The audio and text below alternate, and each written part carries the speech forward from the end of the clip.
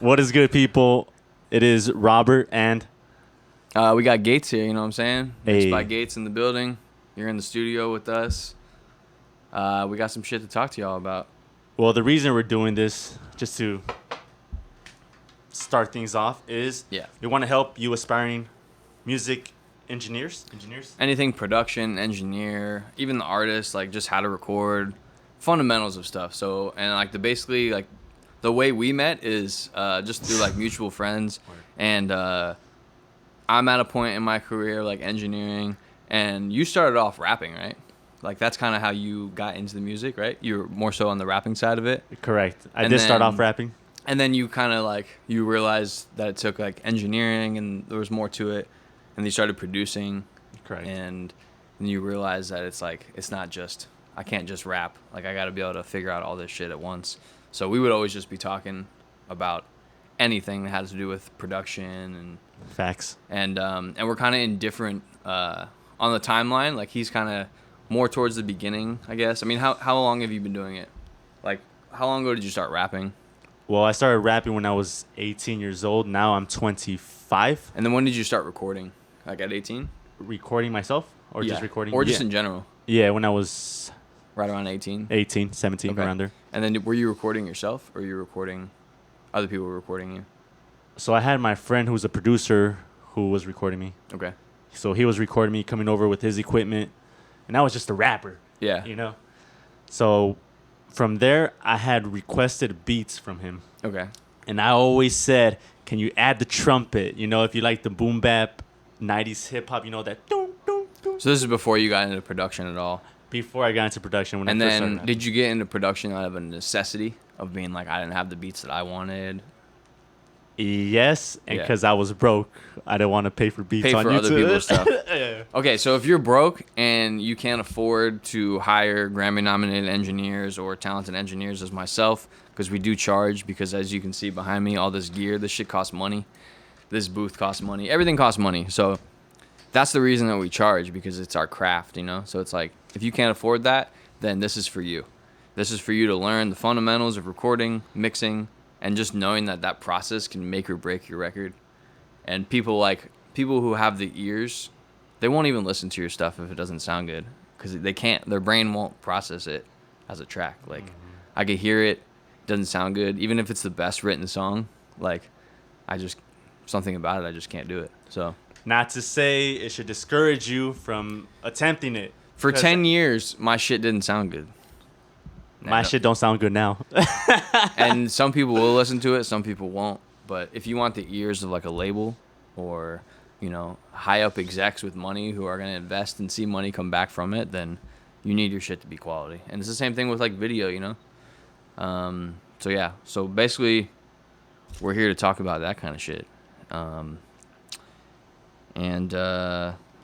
Basically his questions are going to emulate questions of someone who is just starting out. And not to say that he's just starting out in music, but he's just starting out focusing on mixing and engineering. That's right. And that's the business that we're trying to grow. Same with you, same with me. That's I right. know a lot of you out there. And there's a lot of videos online, stuff that you can learn from. That's true. But yeah, we just want to tackle it from the beginning. And this is our response to the frequencies that are out there. Hey. Frequency response. Clap, clap, clap, clap, clap. We have a studio audience of one. It's not a human, it's a dog, so it's cool. A lovely dog. She don't judge us. Don't judge. So yeah, I mean, is there anything you want to start with specifically, or you want to just kind of just tell everyone like your journey before? Obviously, we got to the rapping. You did a long time producing. On and off. You were producing for a good amount of time. Correct. So, and you were using Machine, correct? Still use it. Still use I Machine. Still use it. That new update is fire. I'm just yeah. letting you know. That Hell new yeah. update with the clips is fire. What were you going to say? I started on Machine as well. Oh, no shit. Producing, yeah. I didn't know that. Yep. It's a good, I feel like it's a good interface for continual, like, there's no kind of, like, nothing impeding the time of it, because it's just a loop. Right. You just let that shit loop, and you just keep adding, taking away. Like, you add some bullshit sometimes, and you're like, nah, it sounded better without that. So yeah, just talk about like your process. You're a sample-based producer almost a little bit, right? For the most part, For the most part, Yeah. yeah. Lately, I've been doing my own melodies with my own chord progressions. Yeah. But But you started off kind of sampling, and that's kind of where you got like your fundamentals of, yeah, shout out to Jay Dilla, R.I.P. Jay Dilla. One of my favorite producers, Donuts. If you haven't heard it, you gotta go check it out. Yeah, if you haven't heard of Jay Dilla, just turn the shit off right now, and just go listen to that, and then tune back into us. That's right. But yeah, so like sampling, what would you look for in a sample? Honestly, when I first started, I sucked at sampling. Of course, everyone does. I did too. So I would literally take anything, and literally it could be any song, any old school soul song. Yeah. And it would have too much going on. It would have the drums, the bass, and even the vocals. And I would try to chop that up, but it just wouldn't sound good. It's too heavy. Yeah. And when I start adding stuff like drums myself, it just would I didn't know how to clash. do it. It would clash. Yeah. So I mean, when you hear a song, are you listening for like that 4-bar loop that you're like, oh, the very beginning of that song, the outro of that song where there's not as much going on? You know, I don't know. Is that something that you listen to, or you were just like, I like this song, I want to make something like this, so I'll just take a piece of it, right?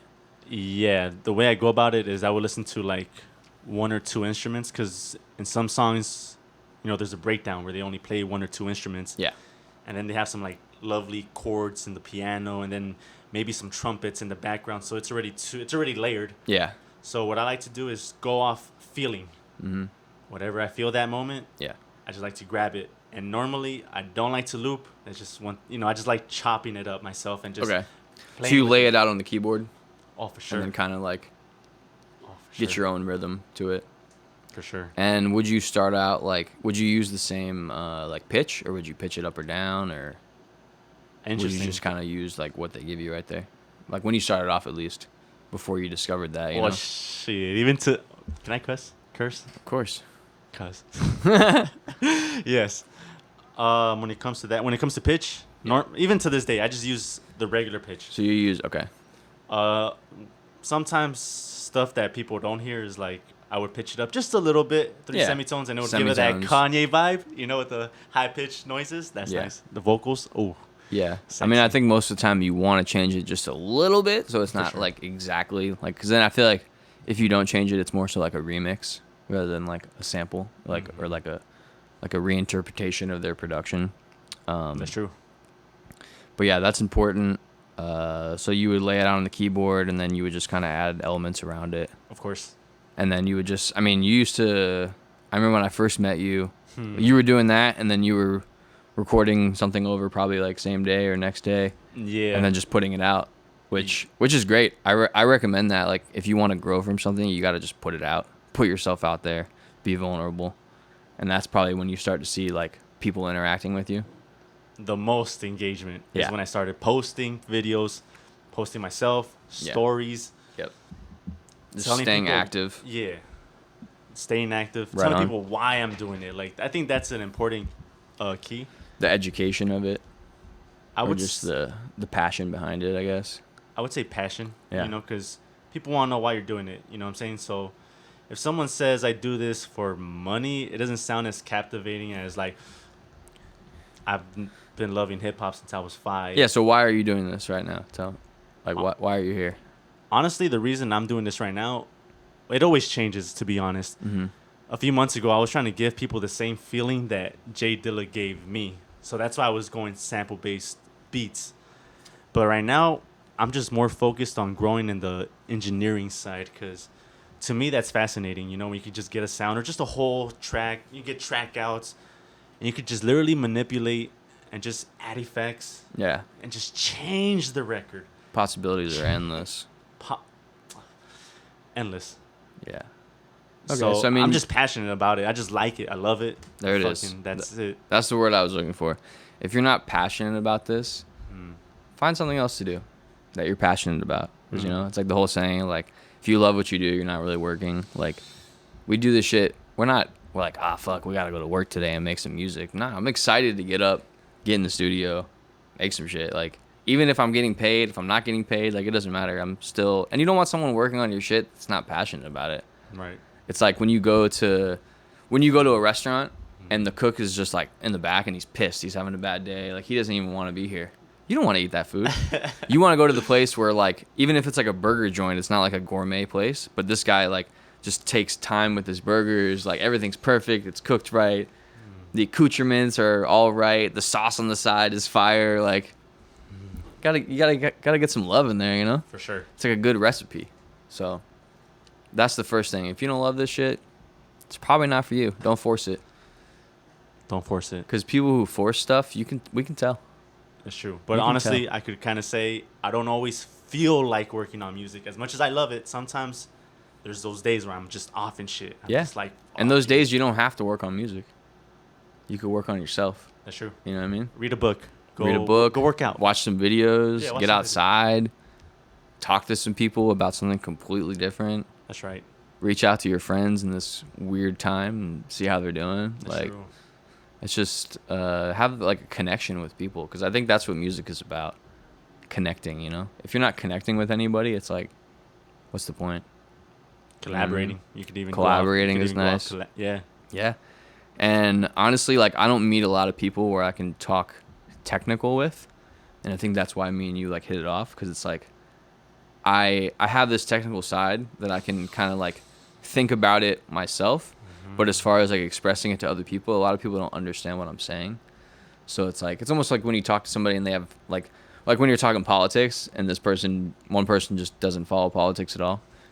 Yeah, I mean, you have to nowadays. The only politics I follow is fuck Trump, but but like when you're talking to somebody and they don't know what they're talking about, so it's like, and then some people fake it. Like, they're like, oh yeah, I heard about that, or I read that article, but really they just read the headline and like kept it moving.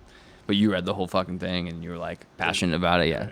So when it comes to music and shit and production, it's nice when someone cares. And then, like, I don't know, I feel like once you know a lot of shit, it's nice to teach people. Like, I could be a teacher. Like, I've taught like music production to like kids, and like that shit was fulfilling. Like, so I feel like, I don't know, it kind of brings me back to just letting people know like how it goes, how my mind works, because everyone's mind works differently, you know? Facts. Everyone's process is different. Like, I came to this point in my life by doing what I do. You came to this point in your life by doing what you do.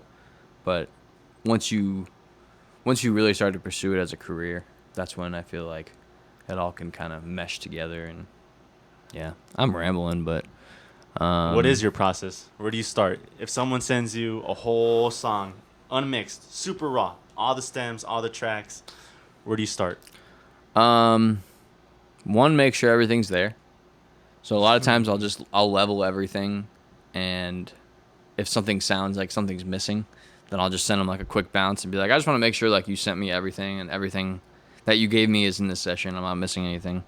Because you can go, sometimes I'll mix some shit and like a whole instrument's missing. Like, I used to do that back in the day. Like, somewhere in the file transfer got fucked up. So it's like, then you have to start all over, really. I mean, but working in hip hop, you're gonna find yourself getting a lot of just instrumental 2-tracks. You're not gonna be working with a lot of like live musicians. So if that's the case, then I start with. What do you mean, like live musicians? I'm sorry to cut you off. Like, you know, so when you produce the beat and you send it off to somebody, right? You're just sending them like an instrumental, like stereo track. Correct. So it's like they're not mixing the beat. You already mixed the beat, you know. So a lot of times artists will get shit off YouTube, and they didn't pay for the stem track out, which is getting every sound individually. They'll just get like the MP3 or whatever. Whatever's cheaper is usually one that they get, because they're like not, you know, you're not trying to spend too much money on it. Yeah, save that money. So if that's the case, then I'm starting with vocals, because the beat's already what it is. Like, I can't really do anything to it. I can EQ the 2-track a little bit, but other than that, I'm just trying to get clean vocals. EQ is huge. You could do a whole, like you said, no compression. You could get away with no compression and just EQ properly, and just have frequencies in their set zones, you know? So make space for everything. If the beat is like really bass heavy beat, then you don't want a lot of bass in your vocals. It's like, that's how it works. If it's the opposite way, then maybe you want the vocals to be warmer, so they kind of sit in the beat. Because when you look at frequencies in a spectrum, if the beat has a lot of high end and the vocal has a lot of high end, then you're going to see this bump in the EQ in the high frequencies, and the bottom end's not going to be there, and it's going to be like, it just doesn't sound right. So you want to even everything out. I heard you say space. How do you give space to an instrument or to vocals or just to sounds? Um, so the best way, like, the most thing that I see frequently is, so if you have an 808 or any kind of bass in your Yeah. track, Yeah. obviously it's taking up that like 50 to like 100 hertz, like heavy, you know? If Really you want low. that low end, Really low. it's down on this side or this side, depending on which way the screen is. But low end, so a lot of times, like, what in a drum set has low end? Kick. The kick. And Anything some else? Some toms. Nothing else, right? Most of the time that I get a track out of drums from somebody, there's low end in the hi-hat. There's low end in the snare. Because naturally there is low end there. On hi-hats too, huh? It's there naturally, especially if you're recording in a room and there's resonant frequencies and stuff. But even if it's a sample, most of the time it is there. But you're supposed to take that shit out because the more you take out from the other instruments, the more space it leaves for the instruments that are supposed to occupy that space. You know what I mean? Mm-hmm. So a lot of people forget that. You got to just, I'll go in there and just roll off everything that doesn't supposed to have low end. Because Even snare? yeah, not as much, Not but as much. it depends on the track. Yeah. It depends on the track, because then, you get that thin ass snare and you're like, this shit's weak. Because I think snare, like, 300 hertz and up is probably, a good rule of thumb. But also, like, I have people ask me, they're like, when you mix vocals, like, what frequency do you cut? And I'm like, well, everyone's voice is different, first of all. So true. Like, so I have a true. lot of bass in my voice right here, but I could be back from the mic, Right. and it's not picking up as much low end. Right. So it has to do with mic placement. It has to do with the type of voice that you have. So there's not really an answer to that, you know what I mean? And you found that too, like when you work with different artists. If you're working with the same artist every day, then yeah, that answer is going to be the same every time. If you're using the same mic, it's going to be the same every time. That's right. And I have presets for like artists that I work with regularly Mm-hmm. because it just saves time. But I came to those presets by experimenting with their voice, So definitely roll off the bottom end, like cut some lower mids. I grew up in the time where I feel like nowadays a lot of people are like, oh, boost this, boost that. But when I went to school for production, boosting was like a no-no. Really? Don't boost. Really? Cut. You want to cut. You know what I mean? Just cut? Just cut only. I still really only do that. I boost sometimes, but mainly on like background vocals and shit. And I boosted, like, I was more so a frequency booster on vocals when I had microphones that didn't have as high of a frequency response. So, for example, I had the AKG 414 for a very long time, and it's a warmer microphone. So if I want like crisper sounds, then of course I'm gonna boost some of the high end a little bit, the 2K, 5K, 7K. But now that I switched over to the Neumann, it's like that shit is crispy. The frequency response on the high end is like insane. So I'm not boosting anything because it's already cutting through what I want. I'm just kind of cutting a little bit of the low end, and honestly, that's it. The more shit that I added to my vocal chain, the less mixing I'm doing because it already sounds good, And that's the goal. That's why when you walk into a major studio with a rack full of gear, they can mix the whole song in 2 hours because it sounds good already, Right. So make your shit sound good at the source, and you're going to be doing less work in the mix. So But if you can't afford good equipment, just work with what you got. I have mixed full albums off this microphone No and shit. made it sound better than people with expensive gear that don't know what they're doing. Which is the way it is. Because, it's picking up the same thing. It's just picking up different frequencies at a different rate. It's like these don't have full clarity. They don't have a lot of high end on them, But you could boost that. But then when you boost the high end, you're picking up the sounds in the room. Like you were talking about reverb in your room when you're recording. Tell them that, like, problems that you see with that. So I recorded artists recently, and as I was mixing, I soloed the vocal, and it literally sounds like there's a reverb on this track. I didn't add no reverb, but that's just because of my room. Yeah. Frequencies bouncing, come back. You're recording the room, too. You're not just recording the vocal. True. So, and back in the day when bands would cut full records, like one take, they picked the room that they were in That's true. because it sounded good. Those are the studios that people went to. They're like, I like this studio because the room sounds good. They might not know that themselves, But they're like, the recording just sounds better in this room. It's because that room was treated and it sounds nice. It's a live feel. Because you've been in a room where it's like dead. Like when you walk in the booth, it's like pretty dead. Right. And then you walk in like Luke's studio, it's dead, but it's a little more alive. You know, there's some. Like some. Just vibe. he's got There's a vibe. diffusers. He's got some metal stuff on the walls that kind of just give it some sounds and stuff.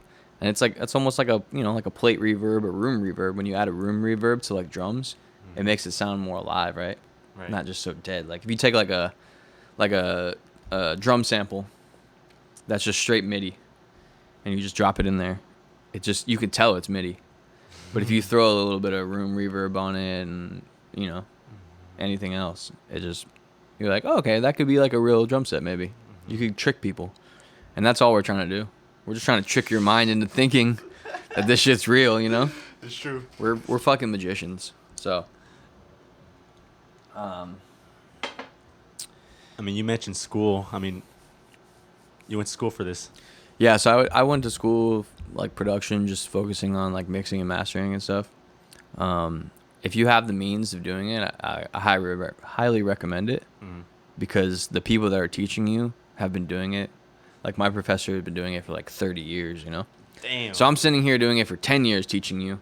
Imagine if I had 20 more years on me and I was teaching you, That you got to pay for. 10 years is free, 30 years. Cut the check. Cut the check.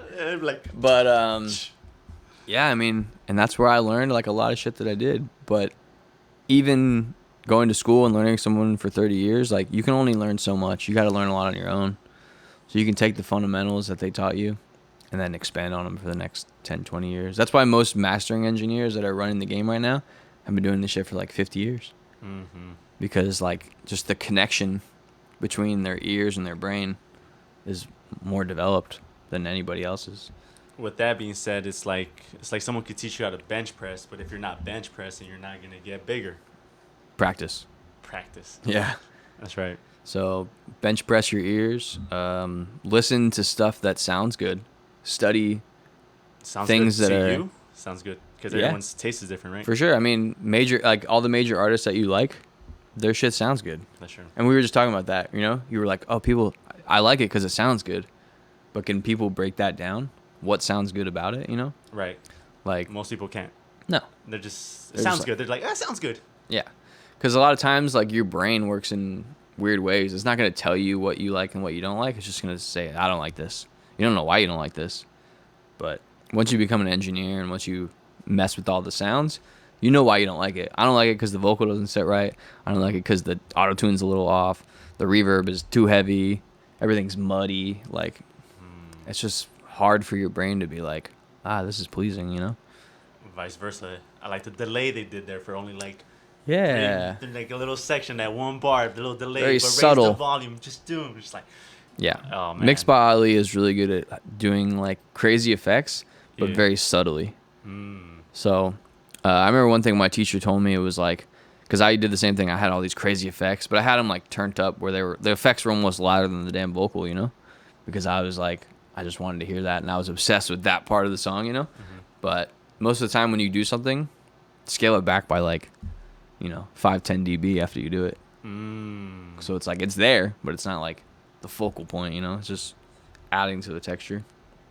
So get it to a level where you like it, and then kind of just bring it back. And then scale it back, yeah. Ah. Same thing with like EQing. Like sometimes you'll pull too much out, kind of split the difference, and then see how you like it. And it also depends on how loud you listen to it, what room you're listening to it in, what monitors you're on, what headphones you're using. There's so many factors. You'll go crazy, I guarantee. You have to be a little crazy to do this shit. That's true. Obsessive, compulsive, like. I almost see it like a spiritual experience because I sit there with my headphones a lot of times because my room is not treated well. Mm-hmm. So, all that bass, I'm just like, nah, just give me the headphones. More for that experience. It's a more true representation of what it's going to sound like. Right. Because even like you listen to it on a phone, there's not a lot of bass on a phone. So it's Facts. like, if you don't hear the bass on the phone, then majority of people probably aren't going to hear it, True. And then the phone is like an important tool. I mean, it's like an important speaker to reference. Yeah, because a lot of people listen to it on just their phone. Right. So. And the way to the way I go about that is normally for basses I try to give a little low mid, Yep. a little low mid, Like 500-600, maybe a little higher. higher, lower, depends on the bass. Yep. Every bass is different. Like everyone's voice is different, so it's like Yep. if you just raise that, you could hear it. That's how you do the 808s. A little distortion, A little distortion, saturation, tastefully, tastefully scale it back. You know. tastefully. Yeah, shit's important. I would say so, but it's like going back to the spiritual experiences. Like we sit there and we kind of just listen. For me personally, I'm just kind of by myself in a room, and all I'm focusing on is the sound, eyes closed, and just hearing it, feeling it. And then sometimes it's just the feeling within. You're just like, hi-hat, too high. Yep. Lower it down. Yep. It's like a distraction almost. Like if something distracts you from the overall message of the song, Right. then it's probably not right. Right? Yeah, I agree. But I personally mix in low volumes. The only way I raise volume is that I'm trying to feel the bass, like a Yeah. kick, like Yeah. you know. Yeah. And most of the time, like, artists want to hear their shit loud because they're just used to listening to music loud. Tell them. But yeah, you don't want to mix at a loud volume. Like the recommended mix volume is like 80 to 85 decibels, which is like as loud as we're talking right now with no amplification. Like it's low. And that's because the higher you turn it up, the more your room is affecting the sound. So if you have a perfectly treated room, bump that shit loud as fuck, and it's gonna sound the same or similar to what it would sound like at 80 dB. So this room is treated, but it's not perfectly treated. You know, it's a house, so it's like the walls aren't created like a studio. It's not like pure concrete. It's not rock wool in the walls like how this booth is. It's like there's stuff that's wrong with it, you know. And also just like placement in your room, you know. You always want to basically have your speakers doing the farthest distance in the room before they are being reflected off of a wall, because you'll hear that shit. Like, so yeah, I mean, you just set up your studio at your new place. I did. So like, did you take into any consideration of like placement, or you just kind of like feng shui, like it looks good over here? Both. Yeah. A little bit of both. I knew I wanted. There's a window above, like in the back, where they call it the front, right? This is the front. Yeah. So there's a mirror there. I mean, a window. But on the side, there's a window. You know the window. The tall one, right? Yeah. Yeah, the tall one. So I just try not to have my speakers hit it. You know what I'm saying? Because it's glass, yeah. Most reflective. The most reflective surface in the room is glass, most likely. At least drywall, it picks up, it absorbs a little bit, you know? Right. But also how it looks, because the moment you walk in, if you've been there, you've been there. The moment you walk in, it's literally right there. The studio, the desk, the laptop, the machine, the speakers. It hits you. It's right there. It's a vibe. Vibes. One thing I am looking to getting is a carpet Okay. Yep. to absorb some more frequencies. Yep. Most studios have Persian rugs in them. You might just think, oh, it's, you know, the rock stars, they had Persian rugs, but they're fucking thick. They absorb a lot of sound. Like, I have tile in here. Without this rug, that's just another reflection point from my speakers. So having the rug right here just absorbs even more sound. So that's exactly what I'm saying. Yeah. And then Wood is good also. what is what? Wood is pretty good Really? also. But Ah. majority of wood floors in houses these days are not real wood. It's like laminate wood, you know, where it's like this thick, and then there's concrete or whatever underneath it. So like places back in the day, the whole fucking house was made of wood, you know. So that's something to consider as well. But definitely a rug is a good move. Even just for like wherever you're recording, people's feet shuffling, fidgety artists, like people who, you know, move around a lot, fuck with their headphones, make a lot of sounds and stuff. Like, Yeah. that's something to consider as well. Yeah, and also with artists, sometimes they move their feet, so you could hear like Yeah. if you have wood floor, you could hear the creaking. Yeah. So the reason that I built this fucking booth is my house, not this room, but the rest of my house is raised a little bit. So there's like an underneath the house, so the floors do creak a little bit. If you get someone like shifting back and forth, I ended up picking up recordings of like creaking, and I was like, fuck. And then you already know once you compress shit, limit shit, it brings that shit out even more. You have to end up cutting in between and, you know, finessing. I mean, I got away with it for years, but that was the number one thing. I was like, fuck, I need to get rid of that. So sit me down on the concrete, get the floating floor in there. It's like, sounds good. So, and I actually just had an artist yesterday that came just for like a mic shootout. You know, like a mic shootout is? What is a mic shootout? Because I don't know what that is. So like, if you go to a major studio, Mm-hmm. they have a fucking closet full of microphones. Mm-hmm. And most people, if you're like an established artist, you know what microphone that you like. Like Michael Jackson loved the SM57. SM57. Really cheap mic. He just sounded good on it, you know. Mm-hmm. Certain artists like certain mics. So basically, you set up like 3 or 4 mics that you think you want to use, and you test it. You cut like the hook on 3 different mics, and then you listen. You come out and you listen, and you pick which one sounds best on your voice. You know, every artist has a mic that sounds better on their voice, whether or not they have more bass in their voice, they have a more high end voice. Like, so basically, this artist that came through was thinking about purchasing a new microphone. And the 2 microphones that they were torn between were the 2 microphones that I have. Nice. There's the 414 AKG and then the Neumann 103. Nice. So she just came and tested them out.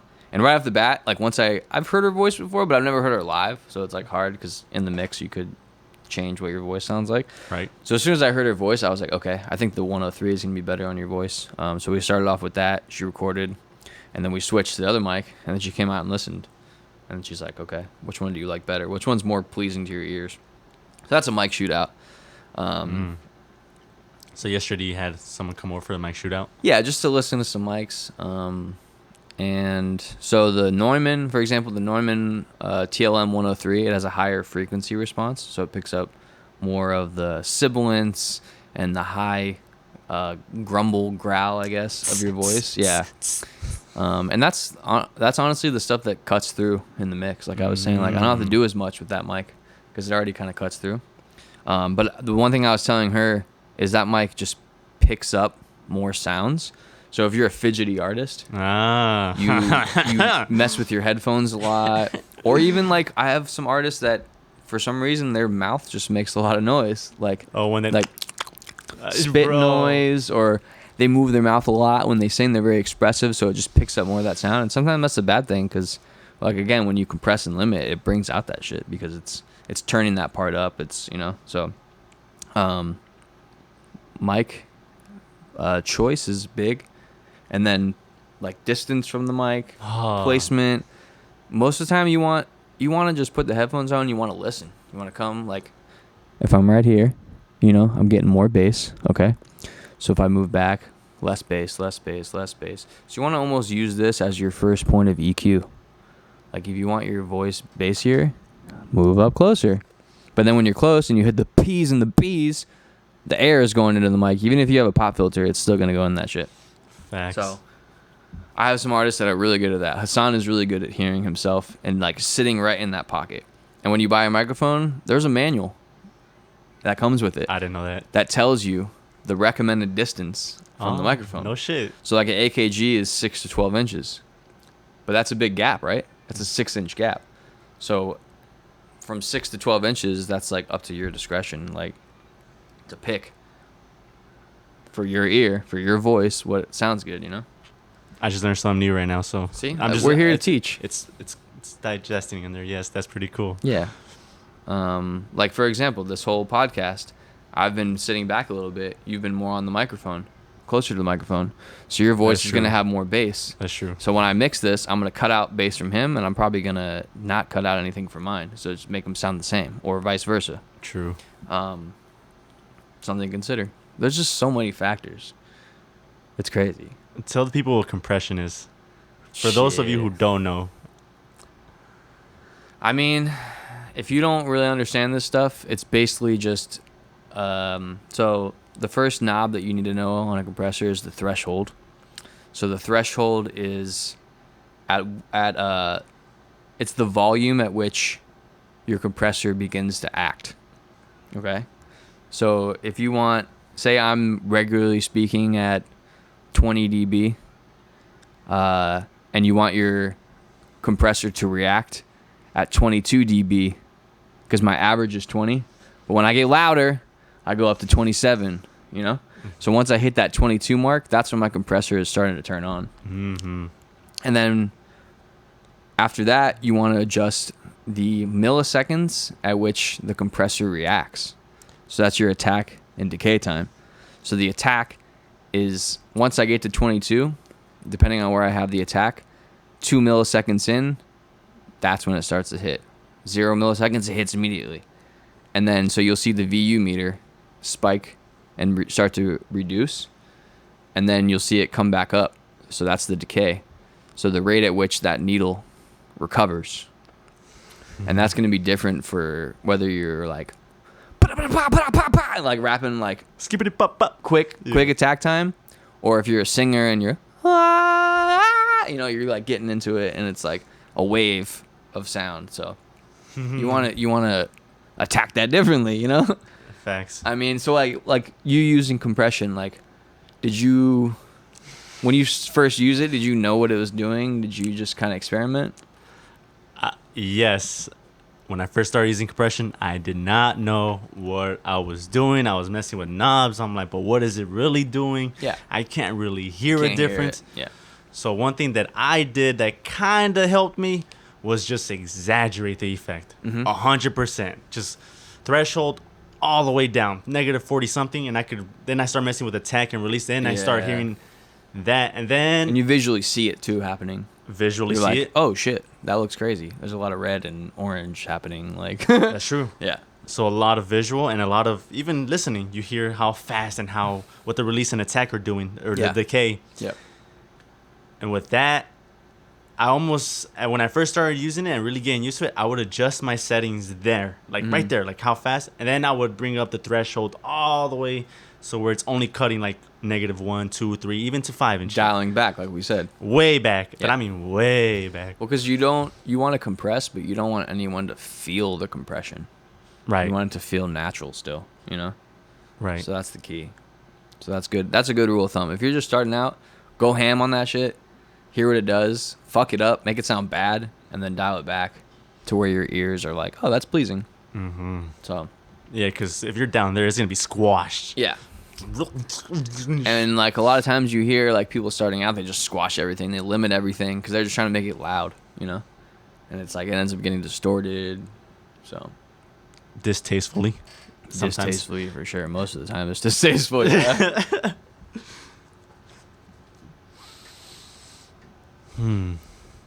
Lately, I've been on parallel compression.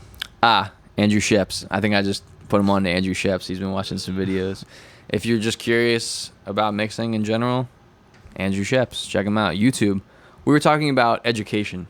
We were. You can go to school, or you can just get on the internet.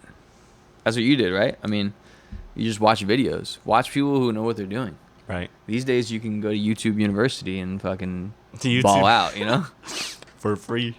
Free 99. For free. And there's programs you can pay for and stuff like that if you're not good at digging for stuff and like if you just don't like to be on the internet. But this age of engineers and producers, like we're all about the internet. So I feel like if you are not with the internet, it's probably not for you. Right. You know? But like what's the most valuable thing you learned on the internet like recently? Man, in the internet, honestly, I've learned a lot.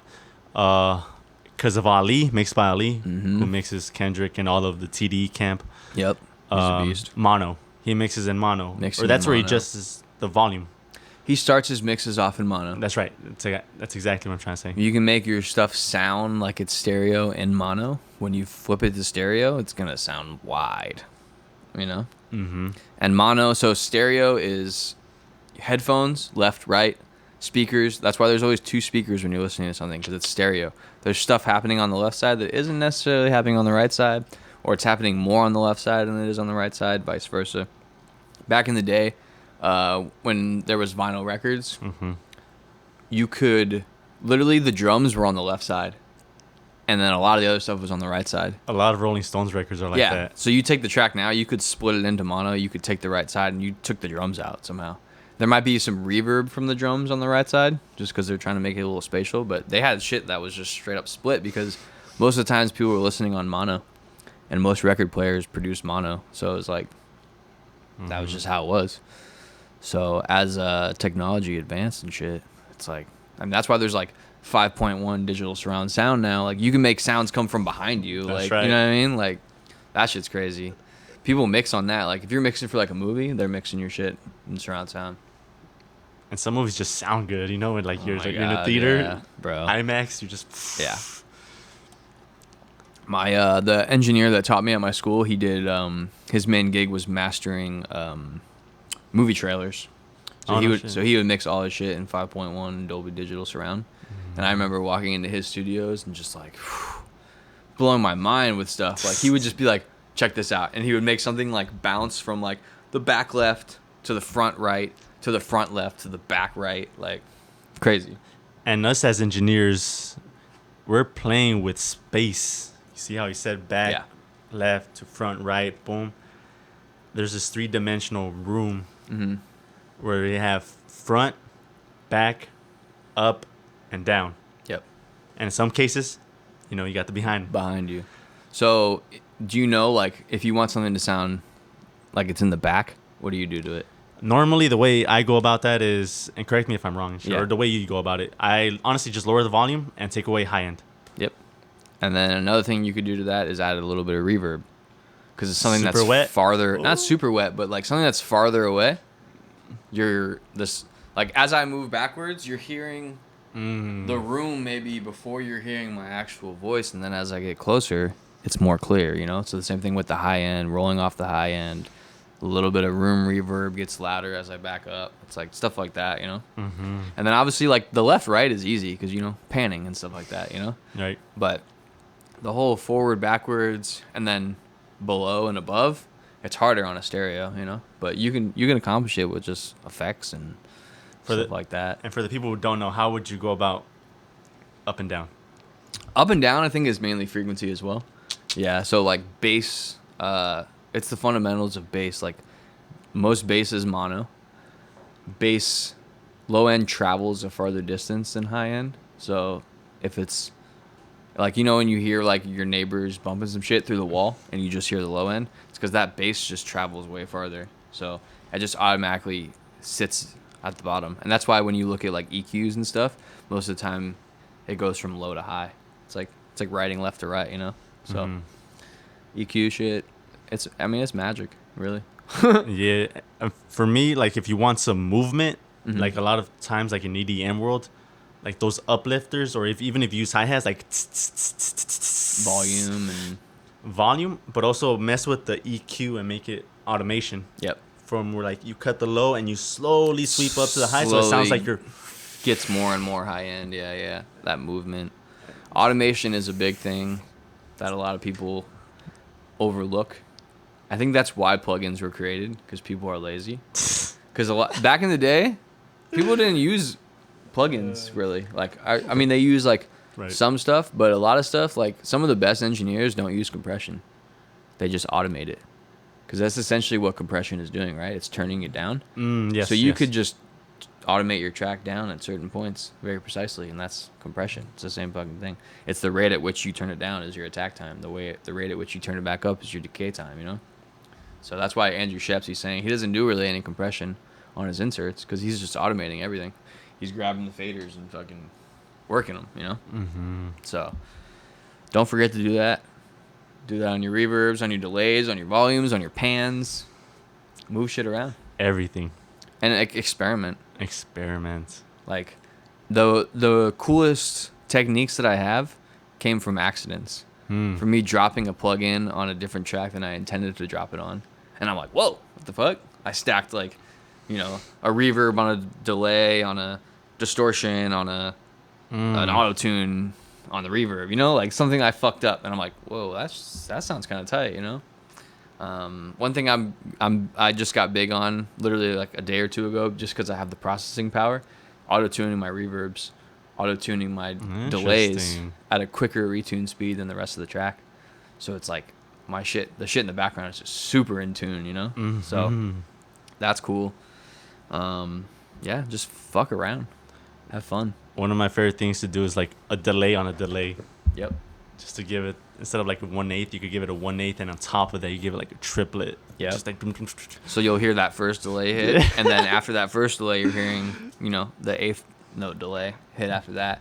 And I like to do, I like to put reverbs on my delays, so it sounds like the delay is in a different space, For so sure. It just differentiates it from the vocal. Because if your delay is hitting in the same space as your vocal, then your mind thinks it's just a part of that vocal, and it's not something like spatially different about it, Magicians, remember. Sprinkle, sprinkle, sprinkle. Chefs, Yeah. Explore the world of mixing. Explore your ears. Grow the connection between your brain and your ears. So. Yeah, for sure. Keep learning every day. Keep learning every day. Keep tuning in with us. We're going to teach you more shit every day. We learn stuff. He learns stuff on this podcast. Stuff came out of my mouth that I didn't even know I was doing, but I'm doing it. But it's nice to talk about it. Hey. Talk to your friends about this shit. You know what I mean? We're glad you guys are listening to this. We're glad you dedicated enough to come and check us out. You're the real learn ones. Some shit. We appreciate you guys. We're Frequency Response. Mixed by Gates. Check me out at openthegates.com. Y'all can just call me Rob. It's V Rob. You can just call me Rob. Learn with us. Grow with us. We'll be back next week. Appreciate y'all. Peace and love.